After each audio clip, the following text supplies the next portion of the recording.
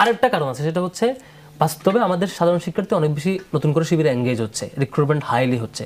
এটার কারণ হচ্ছে ইন্টারনাল প্র্যাকটিস। মনে করেন আমি যখন ম্যাকদার দলে যোগ দিতে চাইবো, আমি তো তাদের ইন্টারনাল প্র্যাকটিস অ্যানালাইসিস করবো, দেখবো যে খালি মিছিল করে, খালি বিরোধিতা করে, খালি ক্যাম্পেইন করে। আমি যখন ছাত্র দলের অ্যানালাইসিস করবো, দেখবো যে এটা ওইটা আমার এটা হচ্ছে। আর যখন সে শিবিরকে নিয়ে অ্যানালাইসিস করবে, দেখবে এখানে ট্রেনিং প্রোগ্রাম হয়, স্কিল ডেভেলপমেন্ট প্রোগ্রাম হয়, এখানে তার অন্যান্য পাঠচক্র, স্টাডি সার্কেল, এটা সেটা, মানে নানান ডাইমেনশনে তাকে শেখানো হয় এবং তার ক্যারিয়ার ডেভেলপমেন্ট। আমাদের তো, আমার কাছে মনে হয় মোর দেন 95% কর্মসূচি আমাদের শুধুমাত্র ওই ব্যক্তিকে কীভাবে ভালো মানুষ হয়ে স্কিলড হয়ে গড়ে তোলা যায়, এভাবে করে আমার সারাদিন, আজকে সারাদিন হয়তো রাজনৈতিক প্রোগ্রাম যদি আমি 5টা করে থাকি, স্কিল ডেভেলপমেন্ট প্রোগ্রামে গেছে কমপক্ষে 15টা। মানে আমার যদি আজকে মানে অ্যাটেন্ডেন্স রেশিও চিন্তা করি, আমার সারা দিন যাইভাবে, আমার মেম্বার দিন যাইভাবে। ফলে যখন এটা তো আসলে স্নোবল সিস্টেমে একজন অপরজনের সাথে কানেক্টেড থাকে।